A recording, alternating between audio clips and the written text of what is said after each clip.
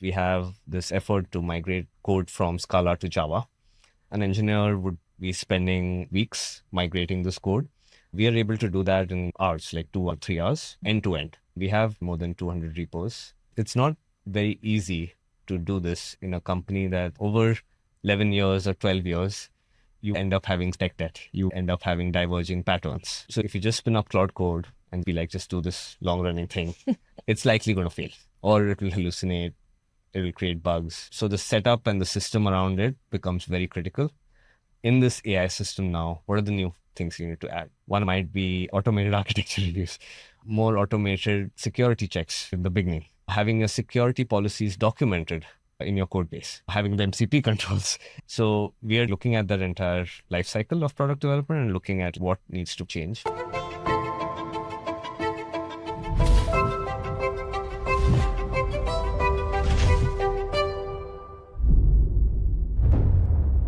Welcome to Enterprise Aligned AI, where we interview enterprise practitioners on the reality of agentic AI adoption.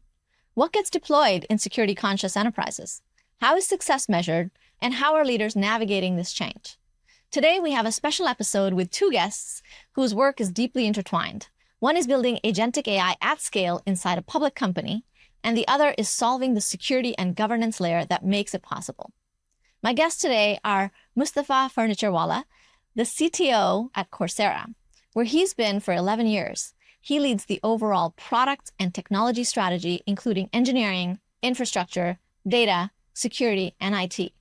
Mustafa is spearheading Coursera's generative AI strategy in the products Coursera builds for learners and in how the engineering team works. Before Coursera, Mustafa was at Twitter, Evernote, and Citrix. JQ is the founder of Mint MCP, an MCP gateway that helps companies provide secure data access for AI agents. JQ's thesis is that as agents become coworkers, enterprises need a security boundary around what they can access, and Mint MCP provides that layer. JQ has worked on Google Brain and Waymo and did his graduate work under Andrew Ng at Stanford University. Coursera is one of Mint MCP's early customers. Thank you both for joining us. Thanks, Aparna. Mustafa, I'd like to start with you. You are working in a field which has a love-hate relationship with AI. Many educational institutions could benefit tremendously from using AI, and yet there's questions about the use of AI in education, whether that makes us smarter or dumber. You've been in this field for 11 plus years at Coursera. You've seen so many different waves of AI. What are your thoughts on the current wave? Is it special? What do you think will happen in education as a result? Thanks. It's an interesting question because one thing that hasn't changed throughout those 11 or 12 years is the goal of personalization at scale. That's still relevant today. The technology has changed throughout those 11 years, right? In the beginning, it was more around how can we increase access, right, to education at scale to many people? How do we make learning more engaging online, more hands-on learning? And now what AI has really unlocked is one-to-one personalization at scale. The dream was always to have an AI tutor for every single person that can deliver content in a way that's engaging to that person and with the context that that person has personally or at work. So that dream is what's possible with AI now, and that's why it's such an exciting time for education. Within Coursera, how are you thinking about your own internal use of AI and external use? What are the use cases and how are you choosing which use cases to invest in? First, there was this debate around education and AI. Do you try to detect whether something is coming from AI or try to block something? The focus in Coursera has been to encourage the use of AI internally and for the product, because what's changing for education is that the assessment types, like multi-choice questions, are not the most effective way to learn. AI is exposing that faster than we expected. The answer is that creating better assessments, better learning environments for learners to absorb information and also to assess where someone is at in their learning journey. And then an AI interviewer asking you questions to really deeply understand your learning profile, using the context that you might be able to connect from your work and your personal life to understand you as a learner, to start where you're at. And then in the learning experience, have much richer types of role play assessments and other assessment types that can help you practice real applied projects. We use this term in Coursera, learn by building or learn by doing, which is becoming a lot more real with AI. So we are encouraging it across internal use cases and in our product. What has been the impact of AI on Coursera? Are you seeing more demand for courses? Are you seeing your ability to deliver those courses to be quite different? You must really get a pulse of what's happening in the learning ecosystem. So we're seeing a few things that have changed. Firstly, to answer your question on the types of courses, yes, we have seen an increase in generative AI enrollments, and that's our top domain that people are coming to learn for today. And it keeps increasing. We're seeing many, many enrollments per second on generative AI. There's also a default expectation of an experience. An AI coach is a table stakes experience expectation from our learners, right? So that has changed, but we're also pushing the boundary. So we have this tick tool called Course Builder that can go from an idea to a published course. We've embedded a lot of pedagogy into that tool. So it goes from idea to using Bloom's taxonomy to create an outline, to create a course curriculum, to create the content or link to existing content, to drive outcomes for a learner. We're seeing that usage also be impactful for both sides. The course creators who are able to create courses more effectively, and then for learners as well, who are getting a more personalized experience because of that. And I don't know that our audience really knows as much about Coursera. They may have encountered it as individual courses, but I didn't know that there was also opportunities for course creators. Yeah, so it's a three-sided marketplace. So we have universities, we have learners, and then we have enterprises. And what's unique about that is when you connect these three, they create a network to drive learner outcomes. Universities and industry partners are so important is they're able to get the right pedagogy practices. What's really important is how you teach something to someone, and then the industries are able to pull in what's relevant in today's job market. For example, prompt engineering is a new skill that is very relevant today. Getting that context from an enterprise, we get insight on the demand from people who are working in jobs in many enterprises. Learners are looking for jobs, looking for skills. Connecting these three together is what the Coursera platform does uniquely well. So what I'm hearing is there's an opportunity to scale education very broadly and reach new markets. JQ, you have a tremendous background, research with Andrew Ng at Stanford, and then all your work in Google Brain. I think you've been involved with Coursera before? That's right. Andrew and I, and the early days of Coursera, made the first online machine learning classes. I wrote all the assignments for that, and that evolved into Stanford courses into Coursera. I first met you when you were leaving Google and about to start your company. What inspired you to create Mint MCP? So I was at Google Brain doing lots of research, collaborating with Waymo.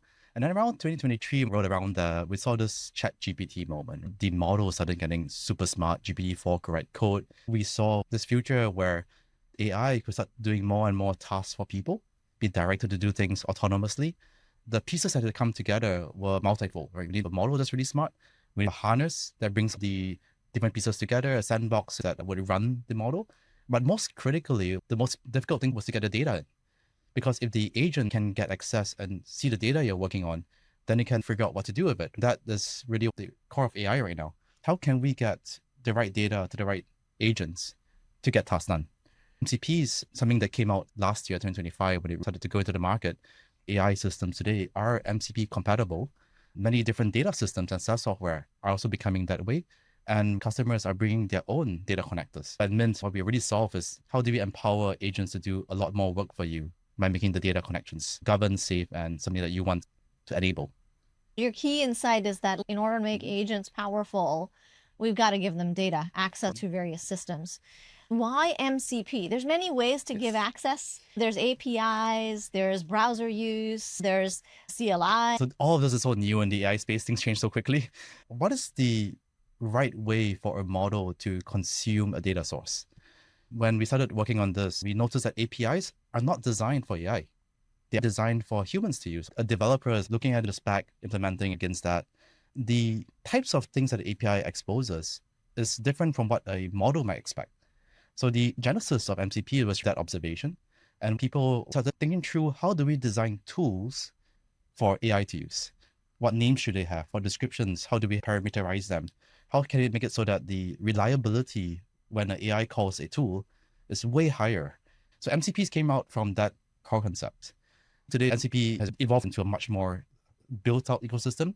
It now has security, authentication. It has different ways to do tools, resources, and fit into the agentic harnesses nicely. If you think about the differences, API CLIs, MCPs designed for AI, depending on your use cases and your profile, some of them are more relevant to you than others. For the individual hacker engineer, they're often using Claude Code to understand the APIs. Claude Code can write commands to call APIs, and they have API keys. They're very comfortable in that world. The CLI tools. Claude Code is just calling the APIs directly, like curl commands, the kind of code mode. Then MCPs have emerged in a way there's two benefits in there. The first benefit is that you're designing tools for the AI to use. And we have seen companies like Notion. The first version of a MCP was a one-to-one with the API.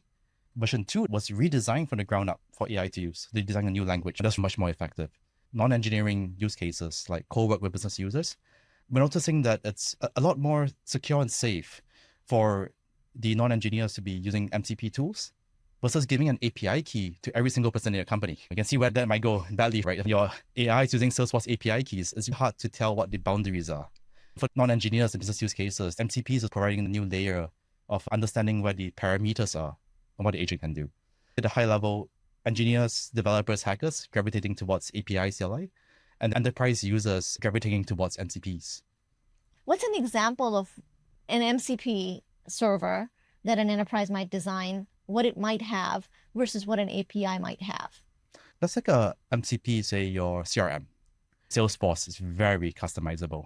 If your API to Salesforce might look like run SOQL queries, SOQL queries. They're very broad. They don't really match the business logic looking for. Number one, when you add a lead into your CRM, there's a few things you want to populate. You want to make sure that some entries are done correctly. That requires multiple API calls. So one MCP tool call may involve multiple API calls. It may involve validating that those are all done correctly. Number two, the security aspect. If I were to give an API to the CRM, I may have the API be able to read and write records, but I do not want it to delete stuff. It's very hard to craft a security boundary and say that API key can't do this. And it's even harder if you want to have multiple permissions, like the ergonomics are not there.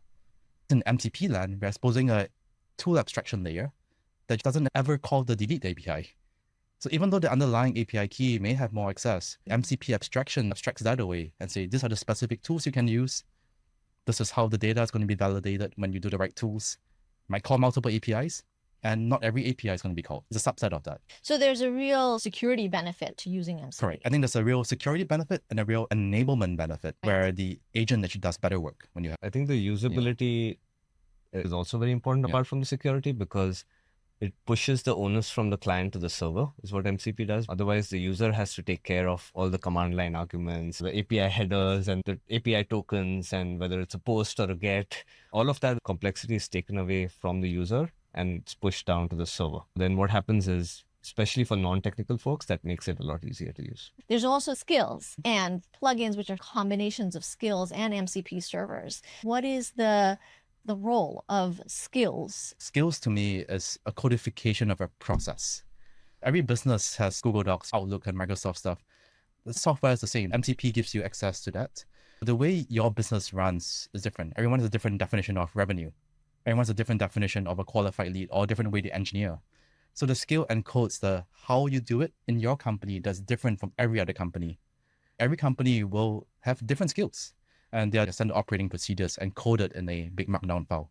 And they complement the MCP space. You have a blog post on this topic. Yes. You talk about your own skills that you've created, and you encourage others to create skills. I encourage people to look at the skills that exist in the wild as a template, fork them, and then say, okay, my business operates a bit differently. Do this instead. I have a 6-page long writing skill. The writing skill tells my AI how to write and sound like me. It took me 2 months of giving it feedback, iterating on it. Here's a critical thing. I don't actually write the skill by hand. Claude writes the skill for me. I give it things like, hey, Claude, you wrote this. This is what I prefer. Can you figure out what the differences are? So all the implicit knowledge in my head is distilled out of the examples into the skill. Don't write your own skills. Teach Claude to write. I completely agree. Codification of a process is the right way to think about it. It's a Markdown file, right? Look at existing skills is a great way to learn more about skills. One of the things we've done is there is this knowledge work skills repo that Anthropic has. So we forked that and then customized it to the knowledge work that happens in Coursera and then modified it. There is a skill creator skill. So you use that to create a skill. One of the skills that has worked well at Coursera, we have a skill to onboard an engineer onto the tech stack. Onboarding is generally a process that you document in multiple Confluence pages. Now you can put everything into a Markdown to explain to the AI agent what tools you need to install, what command lines you need to use, what MCPs you need to use, and what other skills you might want to refer to. So all of that comes together in a skill, and then someone in the company can just use the onboarding skill to onboard onto the tech stack and be ready to push code. Mint MCP is a gateway to MCPs. I guess, why the gateway? What's the idea? So this is the challenge we have today with MCPs and all these data connections, is that people want everything connected. I want my AI to do everything for me, do my whole job for me. The challenge here is that your permissions as a user is often really wide, right? Like Mustafa, CTO, Coursera, he can do a lot of stuff in the company. So if an agent was to inherit your permissions and go off and do work for you, that's kind of dangerous. Who knows what is deleting, what is reading, what's happening in there. We want to be more thoughtful about what the agents can and cannot do, in what context they're working in, and what is strong security statements we can make. In the Mint MCP Gateway, we sit in between the AI agent and the downstream data connections. We work with the MCP ecosystem, open source servers, remote servers, they all can plug into the gateway. We provide a layer for teams to configure it, to say, okay, these are the things we want to allow the AI to do. In these scopes, in these use cases, here are some bundles in which we want them to be able to access. As a user, it's easy for you to say, okay, I'm doing outbound sales work. Give me a bundle of tools to make me do that. I'm doing DevOps work. Give me a bundle of tools to do that. And the gateway gives you a nice secure set of tools. You're not thinking about how to configure it. And your team as an enterprise is comfortable. For example, the enterprise might be like, let's not have the agents delete anything. Set it up that way. Or let's not have the agents read private information in Slack. They can only read public Slack channels. Set it up that way. So both the enterprise IT teams are comfortable with setup. The end user has a nice simplified experience in what they can install and use. And the gateway enables all of that to be possible. I was recently at Stanford teaching a course in the law school, and the admins don't allow students to use MCPs because they're concerned that these agents might send emails on behalf of students or from a Stanford EDU address and might use these MCPs in a way that's unintended. They sent me a link to their responsible AI policy and said, go read this. Maybe people just don't know that they can do this securely. Do people know about Mint MCP? I hope more people will know about it, so I'm here. But I think the ecosystem is very new. Everyone's like, oh, Claude Cowork can do stuff for me. MCPs can connect. There are a lot of new controls coming on the market, MCP gateways being one of them.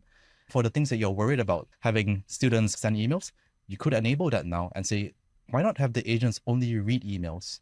Maybe even draft them. That's kind of parameters and setup right now. And we do that a lot internally with our customers. And this is how I think we can be comfortable eventually with the agents running in the background.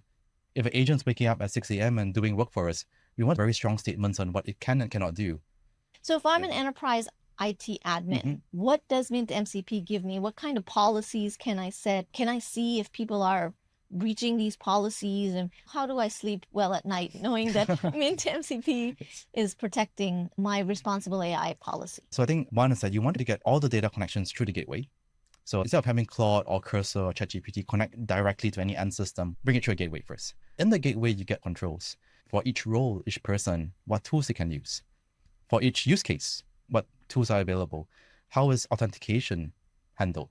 There shouldn't be API keys distributed to your users. That should never happen. The gateway will manage the tokens for you. Number two is that our gateway also supports middleware things. So you can make custom inline scanning for sensitive data going through the gateway. Are there PII data coming through it that we want to limit? Sensitive keywords or documents should be excluded. So we integrate well with data loss prevention solutions and external services to make that possible. We also have a monitoring solution for the coding environments. You want to audit log on what's happening, who's calling what. So if something bad happens, you can go back and see the logs. So those are a few things that the gateway provides. We'll get you the control, the confidence, and the governance to roll this out. And Mustafa, there are many gateways on the market. Some enterprises are rolling their own using open source. How did you select Mint MCP? What happened at Coursera was the use of AI was going up. There was 100% adoption, but enablement was still not fully there. And that enablement piece was critical. And one of the critical pieces, as we've spoken about, is context and getting the data.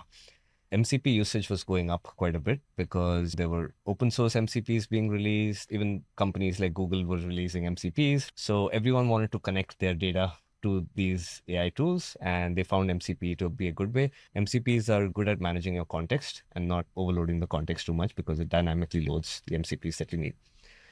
My worry was that this was happening in a very ad hoc way across the company.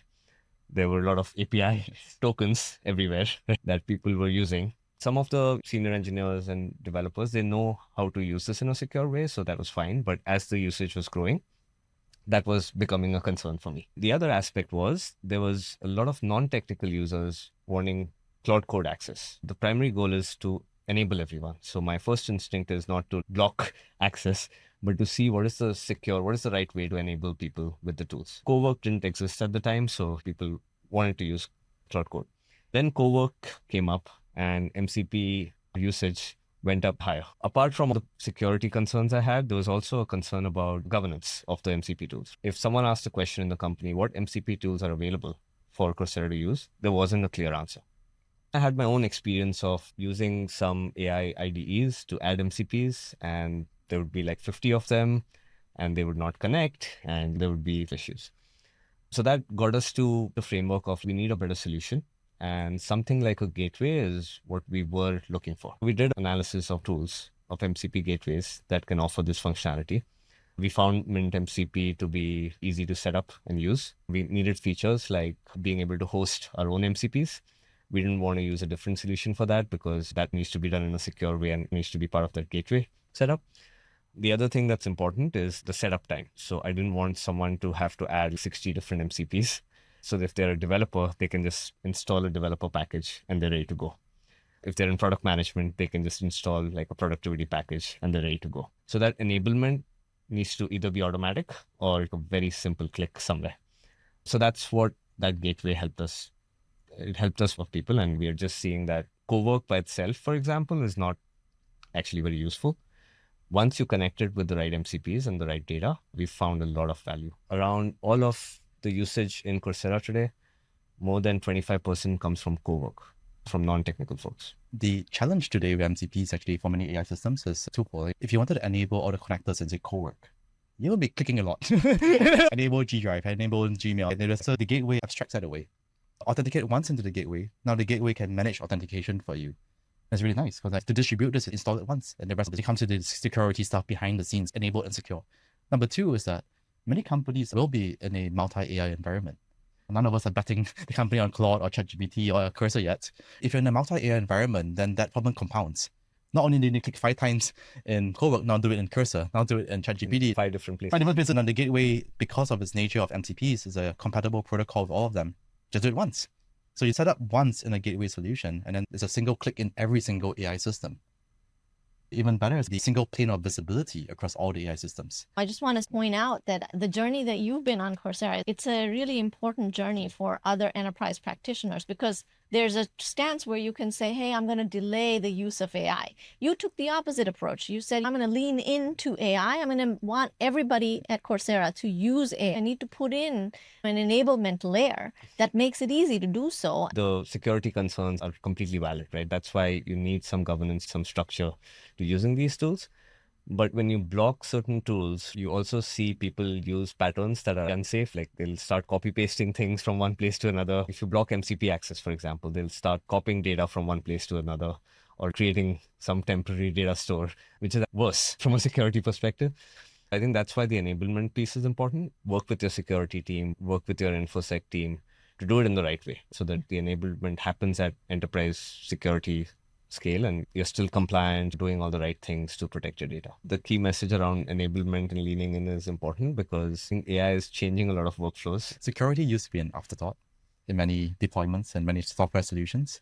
AI, I don't think we can afford that because the amount of risk, the amount of things you're plugging into the systems are huge. So secure by design, I think is the right role for AI.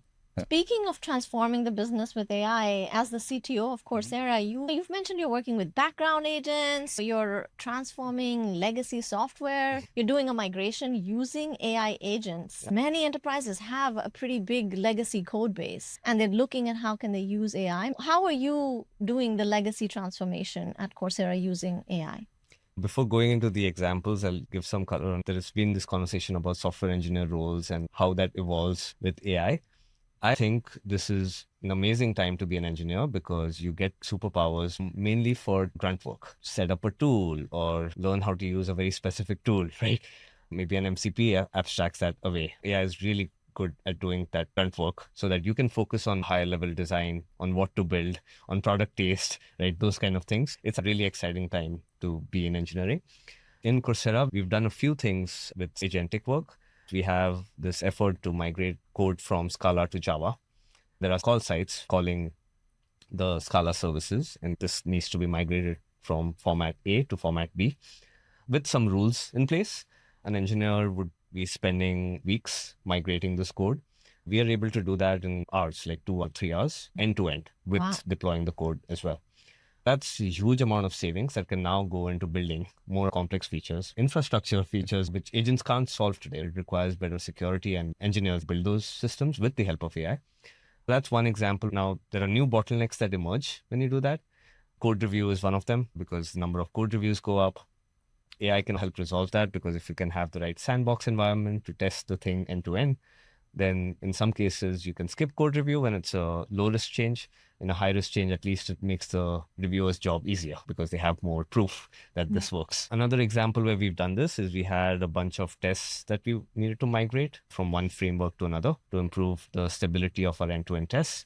This would be like a multi-quarter project because we have the large code base, a large product surface area. So we have 500 tests, but AI is really good at doing these tasks. It doesn't get tired in the sense that once you give it the right skills and the right MCPs and the right tools to work with, it's able to go and do this. We were able to do this in weeks instead of quarters. AI has been really useful for us. We're now going into other life cycles of product development as well, but those are some examples around migration. So on migration, tell me what is the state of the art today? Models are improving all the time. Context lengths have gotten longer. At one point, there was indexing of all of the different repositories. Now Claude is multi-repo, but it creates these Claude MD files, and it does a good job of understanding, but it still can't deal with millions of lines of code or multiple really large enterprise grade repositories. You mentioned examples where you knew what the from to is, but I've seen migrations where they're not just a language shift, but change the architecture completely. Yeah. So what's the state of the art of what's possible to do with AI, and where's the boundary of what's not possible to do with AI today? I think it's getting better at doing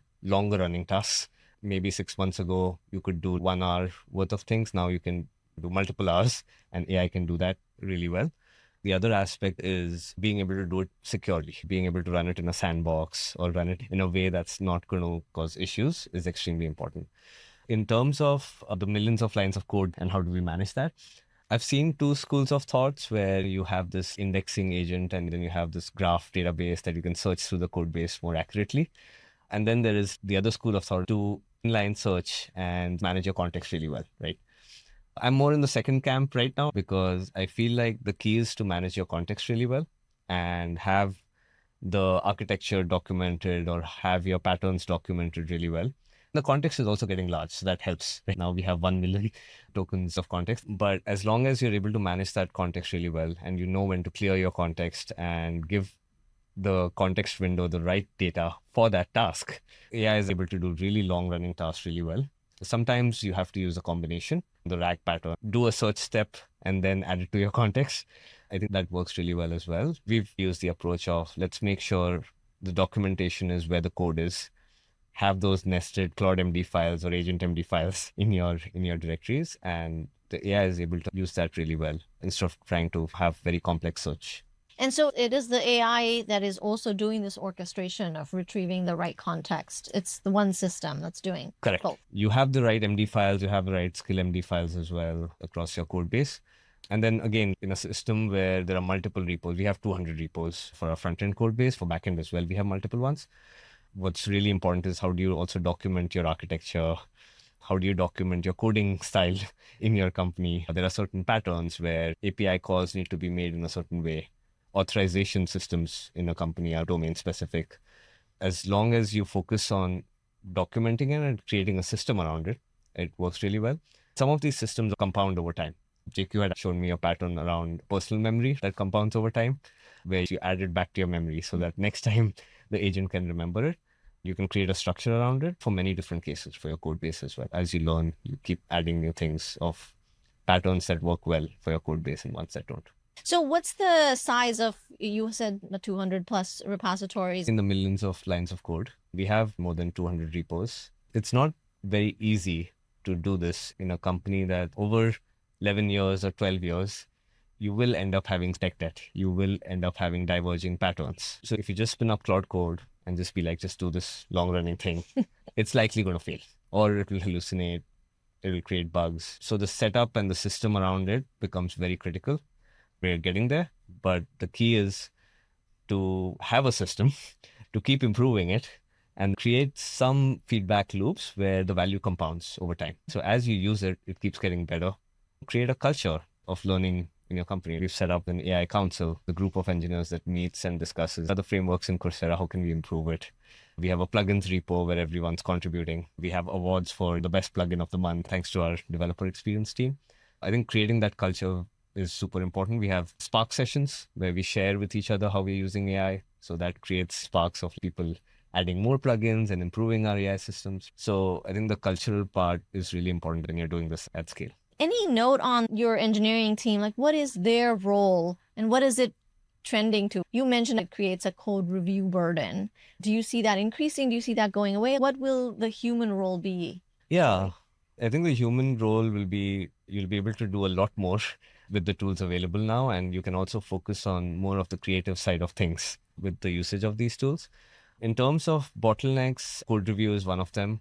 And security is going to be a bigger concern because as these tools write more code and we're pushing more code, shifting left in terms of making sure you're testing for security and practices very early in the coding lifecycle is important because you don't want to do it after the code is converted to a pull request. It should happen earlier in the lifecycle. So that's been our goal is, okay, when you think about the software development lifecycle, what is the AI SDLC? What needs to change? Continuous deployment was a thing where you need end-to-end tests, you need these things to be able to do continuous deployment. In this AI system now, what are the new things you need to add? One might be architecture reviews, right? Automated architecture reviews, more automated security checks in the beginning, having your security policies documented in your code base so that the AI knows not to do this or to do that, right? Having the MCP controls, as we spoke about. So we are thinking about looking at that entire life cycle of product development and looking at what needs to change. What are the building blocks that are needed?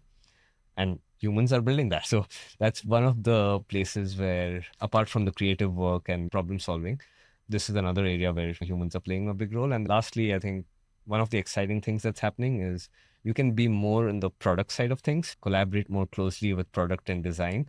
And engineers with really good product taste are flourishing in this era because you can build so much. What's important is what do you build and what kind of features your users want. Getting that customer empathy and building the right features becomes critical. JQ, you were talking about background agents, and Mustafa said one of the things that's changing is that these agents are going to be able to work for longer. What is your perspective on background agents? We do a lot of engineering in our company, and one strategy we found that worked really well was that we'll get Claude to write a plan, implement the code, and then we'll get Codex to review that code from scratch without the prior context. So that it's like doing a fresh eyes review. We'll get Claude to review Codex's reviews and fix it because Codex kind of mean nitpicky. so Claude is like, okay, those nits I don't care. I care about fixing the things that matter. Claude reviews. And that goes in a cycle. And Claude and Codex eventually agrees. And in between, not just a code review, it's like, can the code be simpler? Is the code secure? So sometimes code disappears. The PR gets smaller. Then the human gets to see it. The problem we ran into with that process was that it took half an hour to 45 minutes on a PR. Every single PR is like, I don't want to sit down in front of my machine and babysit Claude or Codex running on my machine. That's kind of risky. I don't want it to have access to all my files. If I step away, I want it to be automated. So we moved that process into a sandbox. So now that runs in a sandbox, it can be triggered through Slack now. We call the bot Dan. So we have this Dan bot and say, hey, Dan, here's a PR, can you go review it? And then Dan spins up sandbox, runs that process, multi-model reviews, comes back to us half an hour later and say, oh yeah, I fixed it. Here's good, right? And now the human can come in and review it and see if there's anything wrong, anything they miss. Sometimes the bots don't have full context, so they do something off, and then we go from there. That's a critical example of a background agent where we're starting to move towards a few factors. Number one, these tasks take a while. They might take 10, 20, 30 minutes. A bot can run for an hour doing data analysis on your CRM. Or number two, you might want to run many of these in parallel. Every Slack message we fire off spins up a different sandbox. So it runs it in parallel in the background. Number three, you want this to run on a asynchronous basis. There's a bot that wakes up every morning at 6 a.m., looks at all the commits, looks at all your linear tickets and say, oh yeah, some of that can be resolved now. No, sends a stand up. are the things that were shipped yesterday so that the team doesn't have to write down stand up.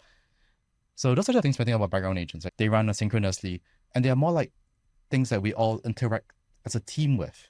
Instead of running these processes on your own machine, you're running them in a sandbox that's secure.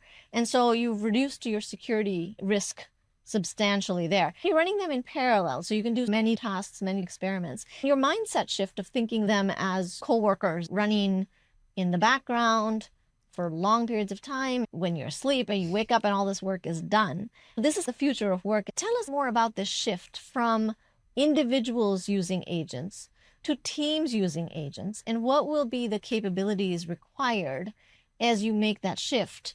To the extent a gateway or a sandbox environment or other environments are needed, what infrastructure is important? There's a lot to unpack. The first thing that happens is, we go back to the story about Dan, the bot. It started democratizing a lot of things. My designer on the team would try to code Cursor sometimes, but now he writes out one paragraph, sends it to Dan.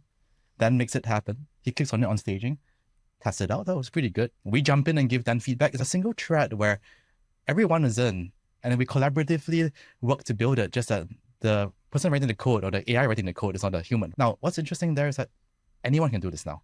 I had moments where someone on the team does operations. We got a customer bug report in Slack. This thing isn't working. What he did was forward that message to the bot. So it closes off the entire loop quickly from issues to resolution. So now many people can access the bot. This is not only in engineering. So we have a bot that does our CRM work for us. And I was flipping back to our designer again. He was like, how can I think about messaging? I want to change the messaging in the website. Hey, bot, can you, if we call it Charlie, the call agent, can you look at all the calls in the last week? Tell us what's selling, what's not selling, why people are happy, what they get excited about the calls. And that created messaging for the designer. But normally the designer doesn't have access to the CRM. Now, the problem they get into is what the infra rate for this. I do not want the designer to accidentally say, can you mark those leads as high priority? We do not want that. So now each of these bots need differently scoped permissions so that when the designer is interacting, we have strong statements we can make. The bot isn't going to change up the profiles. It's read-only. Maybe when we start extending this, bot start to live in our customer's environment. We deploy a bot into a customer's Slack channel and they answer questions for us. Now it's more third-party exposure. So the boundaries you draw from a security standpoint need to be clear, deterministic. It cannot be prompt the bot to say, please don't do this, pray and hope. It needs to be like, there is no way the bot can do anything. Put a sandbox around it and say, the only way for data to leave and enter the sandbox is through the MCP Gateway. And just specifying the different tools available, you now can make very strong statements. Now, Dan, if I'm telling Dan to do something, you're telling Dan to do a conflicting thing, Dan might get confused. How does this get managed? There are multiple different types of roles. Do you have agents scoped to particular groups that only do certain things? What's the organization of this AI workforce? That question you asked is interesting because that can happen between humans or between teams as well. What this enables is it enables the collaboration to happen in a more systematic way and brings the collaboration closer to the building versus in a Google Doc. For a company like Coursera, because we have about 25 pods, we have many cross-functional teams, we have a content team, we have a marketing team. How can AI help connect teams to collaborate better? What are the systems we can build to enable that? We have multiple teams. When they need to collaborate, they can set up a meeting and talk to each other. One step before that is if each team is able to publish what APIs they support, they can look at their contracts to see this team has these APIs and this is what it provides. That works really well when you can cut down synchronous collaboration and rely on these API contracts. With AI, you can take that a step further, which is each team can have Markdown files documented for the agents to look at. If each team is running their agents, then these agents can talk to each other, have that synchronous meeting with the agents before the actual synchronous meeting might happen. So I think it just evolves to better ways of working and better collaboration. We're just setting up the systems to get there. I have this fun thing that I run using a feature called Team Agents in Claude Code, where I take a document of data and I recreate the exec team. Each member in the exec team is an agent to look at that doc, to discuss it as if it was an exec meeting, and then report back the conversation and results, right? Team Agents is token expensive, so use it sparingly, but it's fascinating. It recreates the conversation between these different roles with the right context in each role. I'm going to ask you about the general non-engineer unlock, but maybe we just wrap up on security. You talked about drawing security boundaries, hard boundaries with the sandbox and the MCP Gateway. And I think, Mustafa, there was a supply chain incident that maybe led to the collaboration, perhaps? So I can talk a little bit about supply chain attacks in general. And this particular one was, there's this popular NPM library called NX. Many developers use it. It's very common, especially front-end developers, to use that library. Engineers? Oh, yeah, use it. It's called NX. I believe the NX library repo got compromised and someone uploaded a version that was doing things that it was not supposed to on someone's machine. Because all these things are connected, a developer will tag a library as latest. So it always just pulls the latest, not the version. One of the good security practices is actually to tag it to a version. Pin your dependencies. Yeah, to pin your dependency, especially when it's an open source dependency. But if it's at latest, it'll actually just pull that corrupted library now onto your machine. In this attack, it would install onto your developer machine. It would use Claude code to find GitHub secrets. You then find the GitHub secret to make the repos public. You then run GitHub's security scanning tool to find the secrets and then use those secrets to further the attack. So a supply chain attack is basically you're dependent on these libraries, so you can see how these attacks form into something more dangerous. So again, in terms of Coursera, we didn't have any data being exposed in terms of learner data. And so we were able to rotate the secrets and it was fine. But it was eye-opening to see what could happen if we didn't control the secrets around MCPs or tokens. If these were being pulled from any open source repo and people don't know which MCP they're installing and using, they might be using a server that's not very secure. So it opened up all those risks. That was one of the factors why I started looking at MCP Gateway solutions. There's not as sort of official MCP servers for some of the things that you might expect. It's particularly bad because right now, if you go to NPM or pip or you get package managers, there are packages like MCP-Slack. Install it with one command, UVX MCP Slack. I got it going, but it's not official. The business user is the big risk. They're going to be installing these things without realizing they're not official. And then non-engineer could be very easily installing these things as well. And then there are two problems. The first problem is that if you install an open source server, usually the keys and everything, the tokens are not handled securely. So there's some random file on your machine now has a secret key that Claude or someone else might pick up. The second problem is the supply chain thing. Early in April, there's a very popular package called Light LLM. You probably have heard of the security incident, really bad. A few MCP servers were pulling that in. So if you install that MCP server locally on your machine and pull that in, you're using the fire up cursor and you're gone. Just open cursor and I'm being attacked now. They don't even know that's happening. So we recommend users don't run these things locally, run it in a sandbox so the blast radius is limited. Number two, understand what you're running. So someone who's an engineer, IT infra, be looking over what packages we are trying to use there. So let's touch on the non-engineering business users, but how do you enable those users and how do you prevent them from getting these security paper cuts or creating a big problem? I can go back to where the non-engineering work started. The interest peaked. I did a presentation on my use of AI locally, and I showed Claude Code terminals running in parallel and agents running in parallel and all the work I'm doing. The next question I got asked is, you set me up with this. My first instinct was, yes, let me sit down and install Claude Code and show you all the command line tools. That made me pause. This is not going to be scalable. I had to rethink, okay, how do we actually make this such that I can still make it as powerful as possible, at least like 70% there or 80% there, which should be enough. Thankfully, Cowork launched right around them. For non-coding tasks, Cowork is really good. I started with a small experiment of few people in the exec team starting to use Cowork. Initially, they didn't find a lot of value. They found it to be, okay, like, why is this different than why can't I just use a chat interface and do this? The key unlock was once we added MCPs.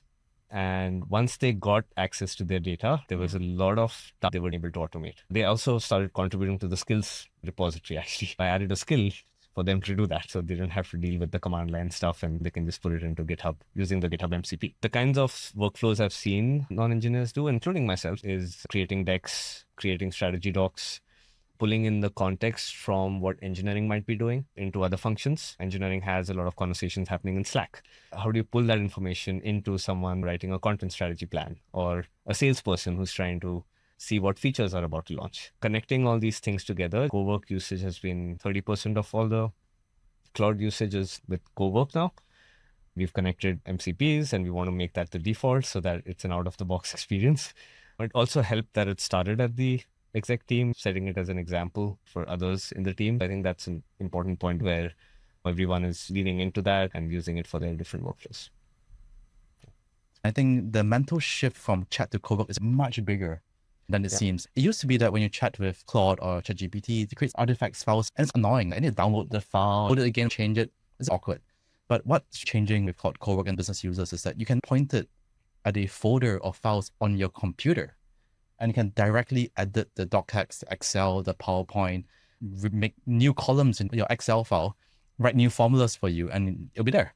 That part of it where it's directly operating on your files is a big unlock. That's the mental shift. And it's important that it operates directly on the files. Because if it's always upload, download, you're not going to do it. The bigger unlock comes when it's connected to your data sources. Go to my Salesforce, get a bunch of accounts that may not be renewing, make an Excel file of it. Boom, right? That's huge. And so it's just scratching the surface on what's possible here. And in the background, creating a virtual machine, pulling those files and mounting those files in that virtual machine. So it's able to do a lot more long-running tasks than what you would see in a chat interface. For a non-engineering user, that detail doesn't matter, but the outcome does matter. That's a really good point. I noticed that Claude Code can do anything to your machine. You can install packages, bring in supply chain issues, but Claude Cowork by default is like in a sandbox.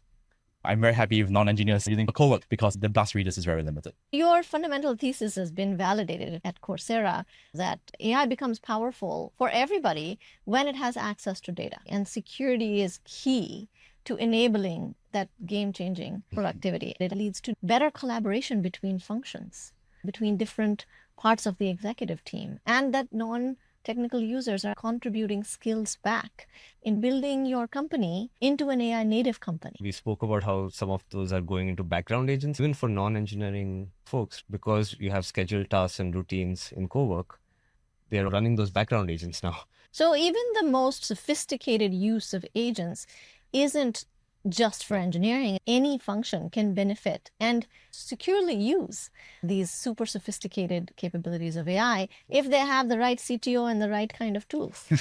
Okay, thank you so much. We are almost at the end of the session. As you look forward, next 2-3 years, what do you think, Mustafa, is going to happen in the realm of personalized education and learning? What do you think is going to happen, JQ, in the realm of autonomous agents and how they enable businesses? Yeah, I can go first. I mentioned personalization at scale, an AI tutor for every single person. That can actually become a reality now with the use of agents, one-to-one personalization with all the available tools that I spoke about. AI is going to really change how we work. Fundamentally, it will lead to better collaboration, better time spent on creative problem solving. I think one of the things we are going towards is spectrum development, not worrying too much about the code and the syntax, but more about the outcome that the code is generating, the architecture, the user interface that it's creating, and pay attention to those artifacts and those specs versus the code itself. Each person is going to be managing many agents. Think of it as all the background stuff that's running, all the setups, all the skills. You'll be managing a lot of agents for yourself and for your business. Today, at the beginning of figuring out skills and MCPs, in 2 to 3 years' time, what we've started to explore is memory. What should these agents know? How do you know about me? And how they can keep my private memory, but then also the team memory. Some of the team memory is private, some of it is shared. If the team has 10, 20 different agents running amok doing things, what is the interface control plane to understand that they're doing the right things, they're not going off the rails? So to the next generation of learners, any particular course you recommend? Well, I think AI fluency is important, like understanding some of the basic concepts. So we have the popular Intro to AI course that teaches you the basics of generative AI. I would recommend starting there. It's been a fantastic conversation for our listeners. Mustafa Furniturewala is the CTO of Coursera, leading his team to build the next generation of personalized learning for the world. And JQ Ngiam, the founder of Mint MCP, thank you so much. Thanks for having us.